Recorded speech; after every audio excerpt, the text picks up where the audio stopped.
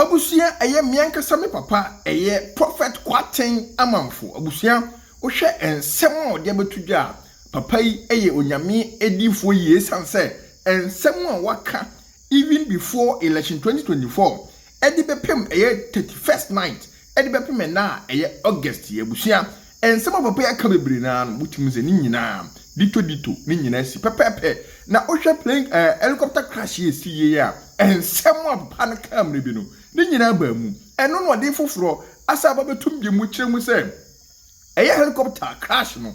ebi assassins wiem na obekaya na sie be enre ya kufu nkokọ ebi esi wo nyame nko a anka asem kese eba eno na osofo akire mu se eye asem a eda wiem a ewo se mpanifo no etu ho na mo yi nyesa ensem bebre na ebebeba abusia wode secret bi aka ho wode ni nyina tum abusia enye me na me becheche ni nyina mu yenkonko ti ensem oka ede afa Ghana mpanimfo ho eni atoye nchem a enam kwa so a wose Ghana ye nyina etimi bom nyesi ano nyesa Ghana ye nti asem de ba akokora abusia yenkonko ti ni mreba ye beto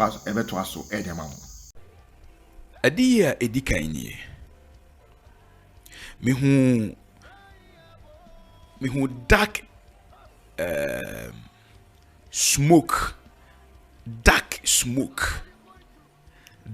smoke se ewura oman Ghana na sa dark smoke na ewura oman no mu no na eba in a form se bribia asore free nsuom na oba se nwisi tuntum na eso na omuwura oman no miensa na eba ni bere so de mehu ya ne se enipa nyina pagye omani hunu esum no a saa enwisi tuntum no a eba no a na omu dimirika edwane ti mehu se saa dark smoke no epagya ya ewura oman no no enipa pi dimirika ko wura asondem na asondem mu bomma muntie ni ye mehunu wisi tuntum na wasori omu ya miensa bufuom na saa sore free epum na eba na ewura omanum na mehu se afa obi apagye na ni huna na odwane we ne bepagye na ni hu odwa afa mehu se edom enyina ebowura asori fie na mehu akonfo nyina so mbowura asori fie na bibisa na se na okire mase mehu dom se obi adwane wura asori fie ena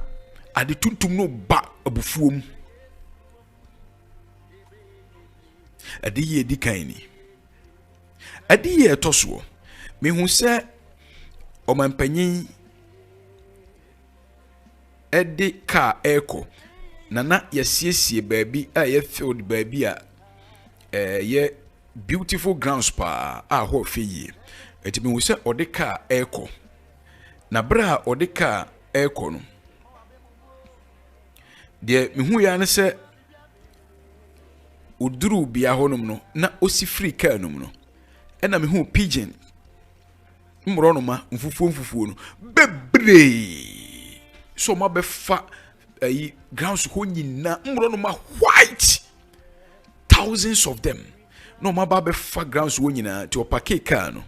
ena nipa ka no ho omuso ewo akire omuso ba ena ombeduro ti mu se mronoma no osi free no omaba ena wakotofom na wode aduane gu amronoma no etu bebre no mafa field no su nyina ye grounds ho nyina na ebra amronoma no esu kuku omusu anija aba ho no de mehu ya ne se obi ehye fugua sebe bubom ne srewa ebubom bebre na kala no ye red and black ena nipa no ebae na okura papa mu a motena kura se kakra no bon se aba kese ne papa no baby e pan free dua no ho no e wai free dua no okura papa anka se ne nyina wo ho ena ode be bo fom no asade abo fom prensa ena mmoro no ma white ni nyina etutu free mampanyine no omututu free grounds ho nyina ɛna ɔmo kɔɛ muntie ne yie na yɛba se ne yɛde yie no ɛto dwa Ifri Mountains beduru se yie a yɛde to dwa sɛ deɛ nso bɛboa mpaebɔ no bi yakɔyɛ nte sɛ srama ɔman no deɛ yɛde to dwa sɛ deɛ nso wobɛbɔ bie mehu sɛ ɔde kaa ɛkɔ ground so a ɛhɔ ɛfɛ ne nipa kakra di n'akyi ɔde si ground so nam rɔ no ma white ɛba ground so bebree thousands of them bebree na ɔmo ba bebree saa wieɛ no na ɔkɔtɔfoɔ na ɛsɛ ɔto adeɛ a sɛ deɛ ɔto gu ɔmo die no de mehu yan sɛ obi abɛgyina okim na nipa no ɔnso bebree ɔyɛ krokrowa ba powerful na ɔhyɛ akotare no a ɛyɛ serewa ne sɛbɛ ne adeɛ bobobobom bebree basa ɛna ɔbɛyɛ no ɔde papa tententen a ɔde bɔ fam 3 times ɛna mmoa no hu saa na yuu na ɔmo tu kɔɛ ɛna ɔsɔre no ayɛ basa ɔhu deɛ ɔnyɛ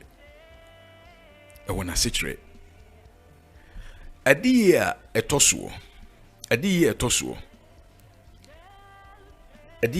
soɔ mehu sɛ team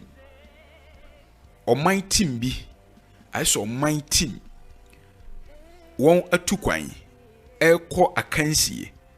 na wɔn national team no plane no ate ahwe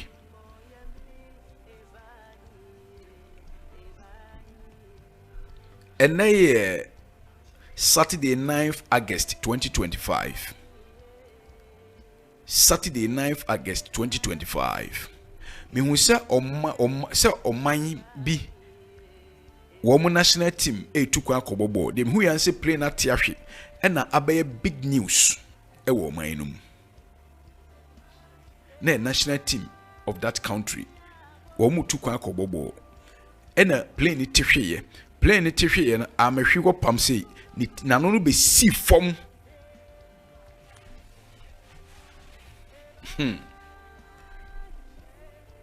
ɛna news the whole world CNN and BBC no bia omoye news no na ɛyɛ ɔman bi national team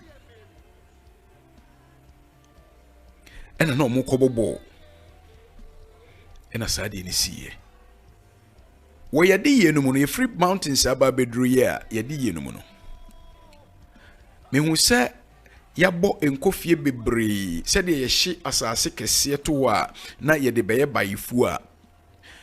yɛbɔ nkofie na wobɔ nso beduru na ɛwɔ bebree nkofie bebree ɛna amanyoku a wɔn firi aban mu na ano wɔn ahosuo yɛ red, blue and white wɔn flag esisi nkofie no so bebree bayire nkofie no so bebree enti wɔn flag nko a na esisi nkofie no so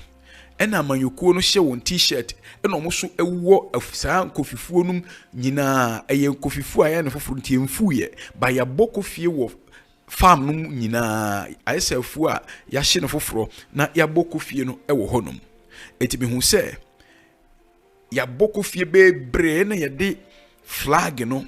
amanyokuo mu free my Ghana adwa so na anu yɛ a wɔn ahosuo yɛ red,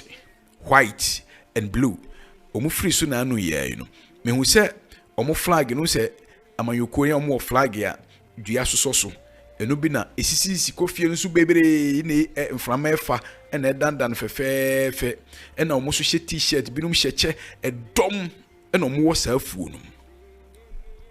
de mehu ya ne sɛ afɔyi egya mframa abɔ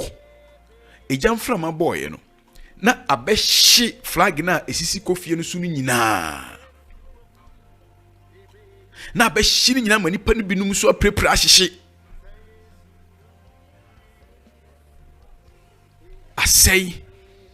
na onipa a ɛkaa no na saa onipa no so a ɛkaa no wɔ ade hunu no mu no na ɔno nso ntumi mfa amanyɔkuo no nkɔdi nkonim ɔno pɛrɛ no nso aka na ahye flag ni nyinaa ahye esisi kofie nso fɛfɛɛfɛ na mframa kama ɛfɛ ni nyinaa ahye ama nipa prepra koraa ade yie no mu dɔ emu dɔ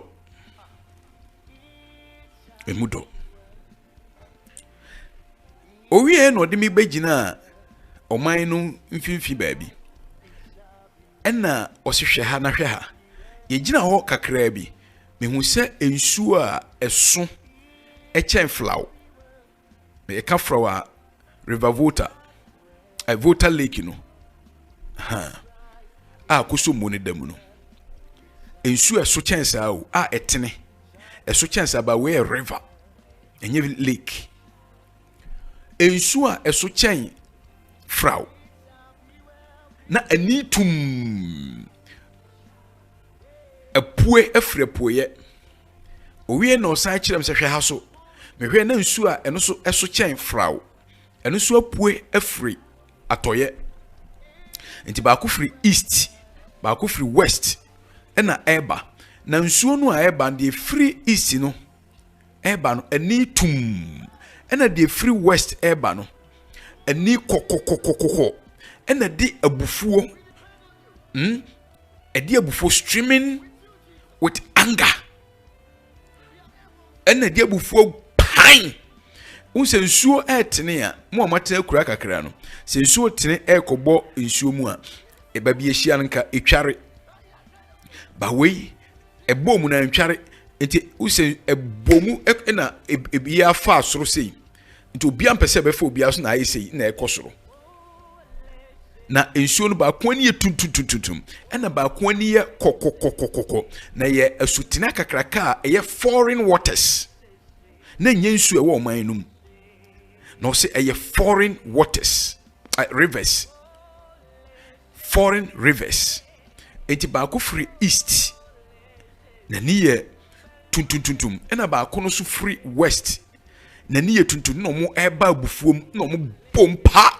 inse so nsuo ebomo etwa na ntware saa bom pase so bia mo bi mfo bi so na ayesei na ekọ wiem na ekonko wiem na ehia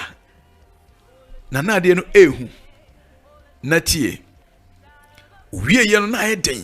na mehu spiritualist bebre a omo kanchi ye nema said the nsuo no ebedwo because bia hu bi da omo ye anyeye de mu yan se asofo bebre hihye white the new men of God a mo do so hihye white so abegina ho e de mpaye ne ade omo ye na enyeye ema binum ko binum gya ho ebinum firi ho koi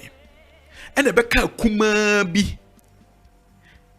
e na omo so omo de ombegina ti mo so omo so de mpaibo ne ade mpaye saa na omo so aye mre but they were able to continue on bompa sa femi hu ye na nsuo no a abehia ekono na emote na nsuo no bi esa akonokurum ne manmu because na ye foreign rivers na mu tete na nsuo no bra mu tete ya ahakọ ekọ na nsuo no tiri kọ na chisa na ha so tiri kọ na chi no me hu asofo etimi gina fe na ebinum aprepra na ebinum ho aye fi omo ho ati nyina ya teche eni mfuturo na omo abre na aka asofo fiu eni tumi yoe owie no na akokora na o kire me ade na ka kire me se ade na esi ye no eya amanyokuo mienu ahoden won fa nyankopon a won sa kofa tumi foforo e de beprema muo na amanyokuo ahohoma hoden bi a eye foreign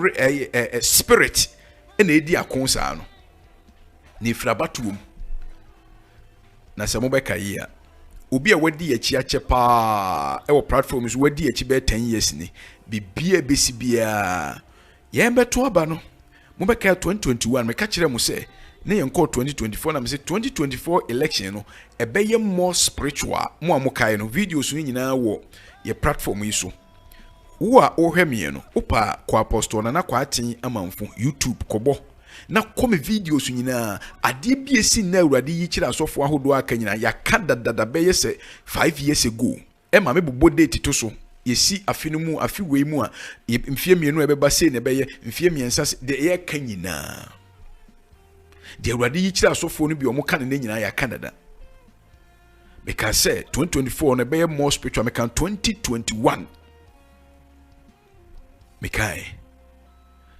na nsuo no tokwa na asie no a foreign invited spirit introduced into the country by the two biggest political kings na nsuo no enti ade bi a epeja o mamu hunhum ade bi a epeja na ma esuru huru na esuru akumo na ewiem ntimente asofo efrawurade no kurem ebegina nanso bebree be paba eso no munye fake bo be paba kuma bi na kuma no bi prepare ebi hu ye fi ewadi yenum so hu said we assist here adia etoso me hu say emframa kese bi abo emframa ordinary wind hu say so no na so wind who a bokesi pa na ebowura parliament na epa ema ho female parliamentarians ho emframa no bowura parliament na epa wo mo ho ntoma obi o hye ayi a straight dress na apa no ho na saa ewie ye no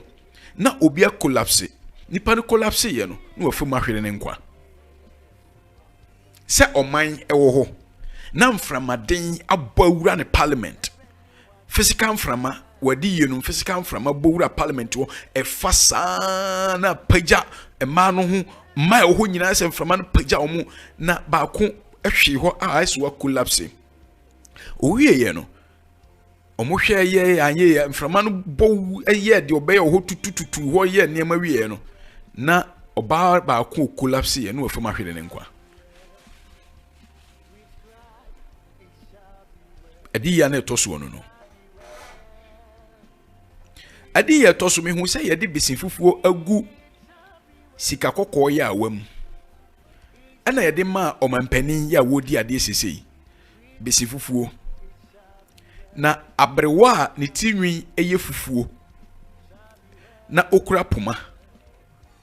ena ohihye besin no ewo sika kokko ya awam golden ya awa ne bi munim ya awa tete no etese pan kitua bi saa na sika kokko ya awa na ya hihye besin fufuo white na abrewa no ekura poma na abrewa no so ehye white na white ne ye enwera kane no ana ye esamboto ye sidi frankula enwera ne bi ena ehye abrewa no no ya abrewa wanyini a waburu owuo so na waye obi ti se obi a ontumi onwu bio wawu akwabo onwu bio ena wo hihye bese no white ena ode ma omampani no ena oyirae ena okire de woni kanya ansa na oyira okire ne se onfa nko field na ewani mu ho no so na domo twen no onfa nko ye 1 2 3 okire no enti wo se oni panini na mu a na se de ade ma no ya na opress obagitimi wo se ode ma omampanyin sa na nipa binum won nti omso o ene omampanyin o muntimi ma ono nso abesin ba abere wan ka kyen se ono na onso a nti nipa binum ye se omo je besin no wo sika kokko ya wanu masoa because omampanyin de omuntimi ma no nso a ene o yesu o besoa na omo ye se o mfama na omo nipa no geye nti omo je omo ka no ho ko no omo koduru field ne so no a okoya ade no na besin no enkofo na egiso a no ahwie white na frim eno mo de besin kokko agu sika kokko ya awanum enti wo mo osiesi wo no oje ya osiesi wo nim sa besin fufuo na abrewande man ti ode be ya de kro ode nsa tumu a ohwe na besin ye sika ai kokko istese na ye besin fufuo na ni nyina adane kokko besin kokko eno wai basa na ade no so delay ohun de onye eno ontumi nkasa so eno wai basa no ohonum adi ye wo na sikire na emudo enti oyeye ya ade ane nko so ye no na nkofo no ayi besin fufuo no nyina omo hwie afirim e de kokko agum na eso omo didi na chi omo de besin kokko ma no enti ade ane opeso de ye wo se de abrowanche no no ntumi mfanye adi ye toso mehu kropon oye ono ne anoma kese a owiase oso chen igio kakraka no ono obonipa no mehunu kropon 4 ena ba akotetoye ena miensa no aka no okro de me wianse miensa na eka ya eko no nso nyina atiagu ena mebisa ne se kropon akakraka ba akoteto ha wawuyi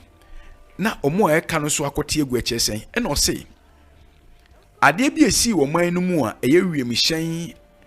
ahwease a esi ye no eye nan emu baako na esi ye no na baako so besi wo ka kwan so de toso ebesi wɔ kaa kwan so enti bɔkɔkɔ na ɔmo hwɛ ɔmo nneɛma yie adi yie ba Deuteronomy chapter 29 verse 29 say ade awurade ayi akyerɛ yɛn ne yɛn madea na de ahinta yɛ asafo awurade yɛn Nyankopɔn de sɛ yɛnhwɛ ne yɛnni ne nsɛm no so daa kosi sɛ ɔbɛba de akyerɛ wo ne sɛ awurade ma adi yie na yɛ ade bɔne a ɛyɛ wasɛdeɛ sɛ ɔbɛhwɛ adi soɔ ɛnyɛ sɛ adi yie ba yɛ ade bɔne nti no ɛbɛto dabi wɔsi hwɛ na di so means you can pray if it demands direction the Lord will direct you what to do ɛnyɛ adi yie nyina ne ba ehia akwankyerɛ ebi wɔ a wobɔ mpa ya etimi twam ebi so wɔ hɔ a ehia direction na awurade no ara na ɔbɛkyerɛ na mpempi adi yie ba na sɛ nyɛ adi yie a edi anigye bɛba ɛso yɛn da bi adi yie ayɛ ɔsɛyɛ na ade a ɛyɛ ɔsɛyɛ deɛ yɛn deɛ hena nka awurade na nadi nkyerɛ wo ade papa to a enku ba ade ɛbɛsɛ wo deɛ awurade da nadi na woyɛ ho adwuma ɛno na awurade pɛ because ɛna ɛba ɛbɛsɛ wo bɛku etimi hu sɛ ɛnan na baako kropɔn baako te hwee ɛna owuye ɛna miɛnsa deɛ kwa ɔmo kwaro ɔmo sa baako sa te hwee na ɔno no hwee ka kwan so ɔhwee ka kwan so ɛma ɛno so enipa tituru miɛnsa ɛwum ɛno so sɛyɛ na tete kura na ɔkyerɛ me sɛ kropɔn no gyina hɔ ma wiem hyɛn na baako a me ma ɔka no bere bi atwa mu na esiye no aka me yi 4 na kyerɛ wo aka miɛnsa enti bɔkɔkɔ na ka kyerɛ wo they should do the needful adi ye ba sɛ da me kan no de ehunhumu de no utu hu na mo hunhumu wi a san bra hunam ani bɛhwɛ sɛ mfumso bi so wɔ hɔ ana na kora no ɔsi aka 3 ɛna ma kyerɛ baako bɛbɔ kwan so de na bɛhwe nwura mu no yɛ kan ho asɛm eti adi ye a na ɛtɔ so no yɛ kɔyɛ ntɛsɛsori ba yɛ kɔdi ma ɔman nti yɛ gidi sɛ awurade pɛsɛ yɛ biribi ho adwuma no san da na di kyerɛ yɛn no hallelujah hallelujah muntie the intense so the adi agro no binie last week near intercessory throughout the week near war baby mipom aye gu mipom awo we ne brisia ewura yen ne ewom enipa dom mo amutimi hu video ne bi mu hu yi ye kohye ho ye di ma oman no bra wada ne yejinam fise kwa ye na fasting prayer watch night fasting prayer watch akopim si ebesie ebra ye bom pa ye no amu no kwasiada nadwo ye bom pa ye intercession ye mamu nyina ansa ne de aba oman panyin ote akonwa so abre bia de ote akonwa so bia ye ma no ye bom pa ye no mu no ena me hu so oman panyin convoy de bi ne convoy be fa kasoa winiba Cape Coastal Credit Road ni hu se accident just ye show bi kura wo so mo amoka ye no we mountains nwura mu ne ekogina ekodi na that was Sunday no na ye 3rd August ye bom pa ye no mu no eye intercessory no ena ehu se mampanyini akwantuo no de ye convoy no accident bi abehye ho owie na ese hu se plain issue ebesi amampanyini wom eti mu a mo follow a video no mo di flash mu sesia na mo hwe no e wo ye internet no so a internet no enitro ko sankofa ministries page no ko hwe date no na wako YouTube no wako hwe date no 3rd August na yehu ade no ye de mpa ye den gina mu sa na ade no ntumi nane muntie ne yie na ade no ntumi nane eti ye bo wie na me sai tie mu se abusua mo yensa mompa na ade no sa o mampanyi plain issue na accident no so me hu se esia ne nsa baako jiso mo hye na artificial na mampanyi plain issue plain no me hu se kumase baako Accra incident no baako kumase baako Accra ye de mpa ye sa bompa ye sa ye Sunday night no ye de 5 hours eye worship and praise ne de dane ade worship and praise o ye bompa no inim de ebeba de Awurade da na di wo ho ehu se mampanyin di plane bi bekoba bi sei 3rd August wo Sankofa Ministries page ni so kwa date ni guo na obi a hye white na gold bobo yen side de bompaye wo mountains no ye bompaye no 3rd August ya de ba 4th ai bedruye on the 6th na se nansan chi ene esi mampanyin etu kwan nkokofa plane program bi a wo so no okọ o ta boase a wanya okọ no a fan ho bekọ na BBC da bi onyai ene wanko sabre yensi mai no yakase yakobo na mane na watio ene osi BBC wonyai na ojaye wo mpa na yakobo ye no ye the worship 5 hours worship and praise ye gina na so sa 5 hours worship and praise anadwunu mu wade ehu ye no ye bo ho mpa ye Awurade enyane no okofuro Awurade nane no ye unse nkofo bi omoba ye yina se sa da no mpa ye na ye bo no a after 3 days ade no kosi ye no ebinum bedidi matem se ade esi yakobon pa ye twam se plane no emma plane no hwe de na akohwe akum nipa ba nipa na anwen mehu se asofo binum eba ho munim Awurade asem be kyekire nkrofo mu didi atem se muntie papa no ene dom na ewo mountains no mu mpa ye no mo se o mahu se mampanyi kofu plane a obenya plane issues accident enti ye omu twam ti they were concentrating on the mampanyi because he was revealed to us. Timu amoba internet so na mudidi atem no, you should be careful. The internet is a whole world on its own. Internet ewiase foforo se wonim so ahweyi uba na wonim se watwero adi obi atem ko unkoye de wotwere wano na wode aka wadwene na watwero no enti wonkoye adwene ne adwene kontokwa honhom ne honhom kontokwa na obedi di atem ye bompa Awurade mienu se mampanyi na ekofra de enti ye mompa se Awurade prevent ye bompa no ade na besi after 3 days a video di wadanse se mampanyi na da program no so anka wo so okọ ena o fan hu ye wo so wonko no bibi asesa de Assemblies of God for so program binti no jai kro no tu nipa eti ade a ye hu ye no esi ye ana ansi Awurade tie mpaebɔ no ana wantie yan Awurade bibi kyerɛ yan anya concert ne yi sɛ mehu sɛ ena mehu sɛ nesi ye me hu sɛ Awurade bibi kyerɛ me na sɛ nipa na to no wote sɛ ye kan wa ha na etu nipa no a ɔyɛ asoɔden a wantie. There are many people. Some are politicians, some are doctors, some are ordinary people, some are stars, even some are footballers. Awurade afeso pagya nipa kese na menya omo ye dede no bi. Awurade pagya no wie kogina ba bi na ogina o wie a uhu ade on ho ka kire no a ameye. As I'm talking, there's something hanging around opanyini baako. As oman bia ye hyemra o bi. Awurade feso ye niam kese ma no pa me ka bia ono ohu a obehu se mebuafu me meje ohwe me nyi uhu me de ne se Awurade suma me wo nkyɛn a me mpɛ nkuguo e wo se de nti Awurade suma me no wie na me timi nsa firi wo because me kwa kobu hu atan ihu ade ka kyerɛ se na eba o se ya ka o ka na ne buafu na ma text message eniema no kosisi wie a na obi abeka se na mo kan no mo antumi anane no ade bi asofo kan ne me kato ho 6 years ago 5 years ago obia fa your platform no hwe ade ya do ma kyade ekura no enye de mahuhu a mumu bi ebia Awurade apagya bi no mu a muhu a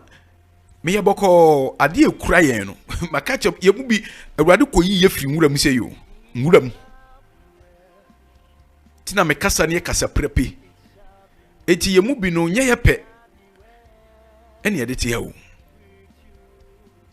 ti adi ye ba mudidi atem no ade a ehu se mampanyi bekwa akofru plane